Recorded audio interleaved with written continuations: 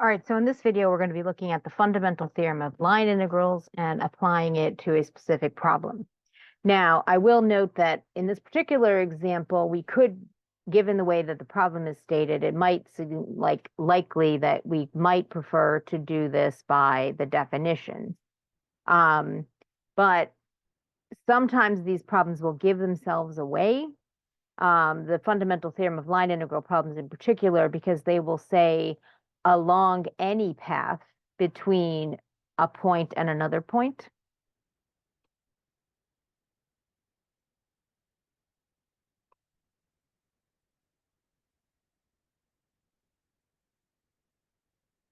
Where they give you just the coordinates of the point and they don't actually tell you anything about the path. That is a classic giveaway in a textbook problem that the fundamental theorem of line integrals must apply, because in fields that are not conservative, then the path that you take to get from point A to point B is going to affect the value of the line integral that you obtain. Whereas in a conservative vector field, which is where the fundamental theorem of line integrals does apply, then the path that you take to get from point A to point B does not make any difference. So when you see that kind of phrasing, that's kind of a dead giveaway that what they expect you to do is the fundamental theorem of line integrals. You certainly can just create a straight line path and do it by the definition. But anytime you see a phrase like along any path, and they just give you the endpoints, that is going to be a clear giveaway that the fundamental theorem of line integrals applies. Now, in this case, it's not quite as obvious, but what we can do is we can find out if, in fact, our field is conservative, and then if there's a potential function, then we can go ahead and we can apply the fundamental theorem of line integrals. So there are a couple different ways to test if the vector field is conservative. So one way to do that is to do the curl. If the curl is 0, the field is conservative. Another strategy is that you can just try to find a potential function. And if you can find a potential function, then that's another way of sort of the function telling you, the field telling you that I am the gradient of some function and you found me. So I'm going to do that. The finding that the field is conservative by using the curl, I would still have to see if I can then find the potential function. So I'm just going to go straight to finding the potential function.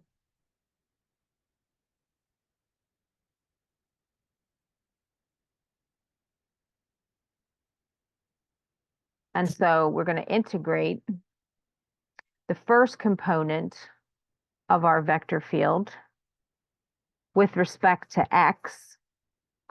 And if I do that, I'm going to get, let's see, 12 divided by 4 is going to give me 3x to the 4th.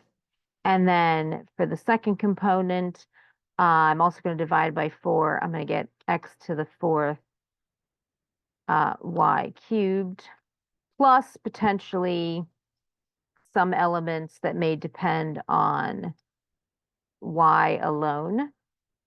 And then I'm going to do the same kind of thing for the second component, but I'm going to integrate the j component with respect to y.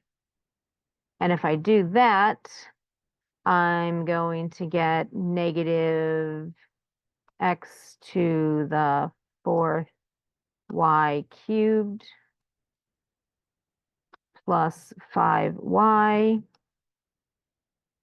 plus potentially some terms that contain only x.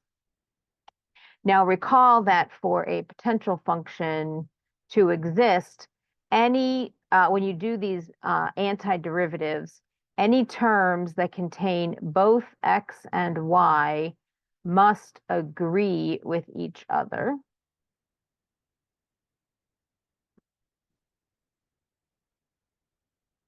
So we definitely are going to want to include negative x to the 4th y cubed. And then any terms that contain only x or only y will only appear in the individual antiderivatives because 3x to the fourth by itself can't be reconstructed in an antiderivative for y because the derivative of that is 0. And then same thing, the 5y can only appear in the y term because the derivative of that with respect to x is 0. So we would then add our 3x to the fourth plus 5y. And then, of course, in theory, there's a constant. But since we're going to plug values in, we don't have to worry about the constant because the constant will be constant and won't depend on the values we plug in. And therefore, it's going to disappear. Now, recall that our fundamental theorem of line integrals basically says that the thing here that we were calculating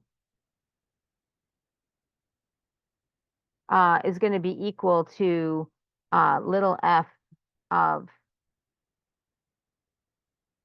x2 y2 minus f of x1 y1, where x1 y1 is our starting point of our journey through our conservative vector field, and x2 y2 is our ending point starting through our conservative vector field. So what we need in order to plug this in is we're going to need the starting and ending points. So this is where our curve comes in. We're going to plug in our t coordinate to get the starting point and the ending point. So let's copy this guy. And we're going to plug in r of -1.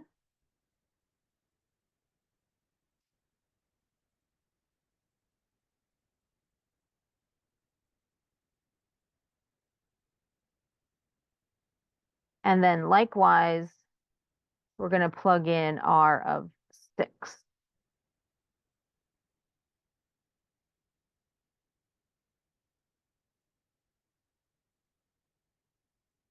And that's going to give us, and again, I'm going to rewrite this in terms of a point rather than a vector, but it's the same idea. 2 minus a -1 is 3, and 4, let's see, -1 squared is 1, 4 minus 1 is also 3. And then in our second case, 6 minus 4 is -4, and 6 squared is 36, 4 minus 36 is -32. And so we're going to plug in our second point is f of -4, -32. And then our first point is f of 3, 3. And then we're going to use our function here in order to evaluate these. Looks like we're going to get some big numbers, but that's what happens. So let's see, we've got -4 to the fourth times -32 cubed plus 3 times -4 to the fourth plus 5 times -32. And then we're going to subtract off. I'm going to put that in square brackets. Negative 3 to the fourth times 3 cubed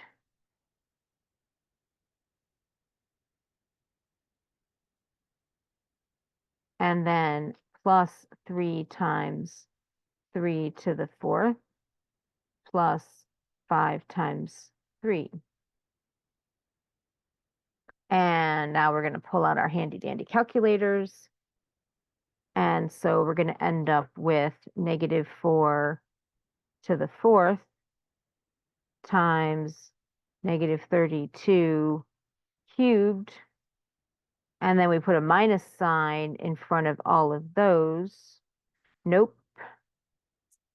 See, got to be careful with your parentheses, -4 to the fourth, and then times -32 cubed. And then times the negative sign is going to get me 8388608. It's a positive now. And then -4 to the fourth times 3 is going to get me plus 768. And then -5 times 32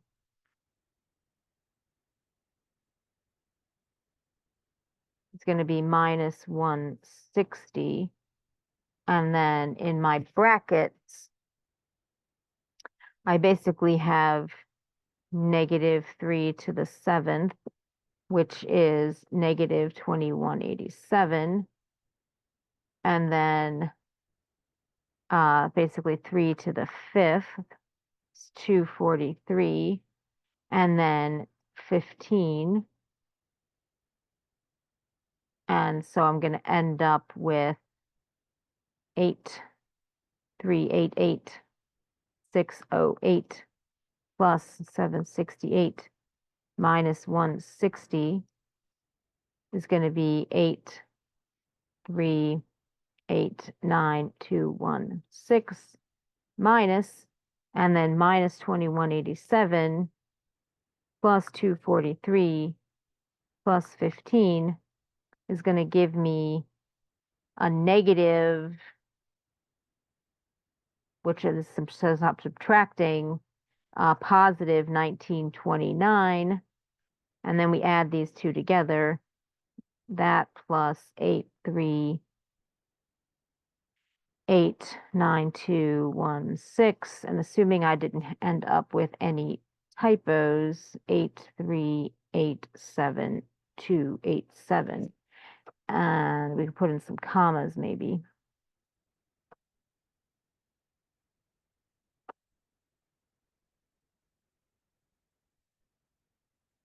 And so we end up with this value. And now this value in particular is quite large because the coordinate points that we started with were also quite large. Most of the line integral problems you do are not going to have values that are this large because the problems are going to stick with smaller points. But the mechanics of it does not really make any difference in terms of how you evaluate the problem.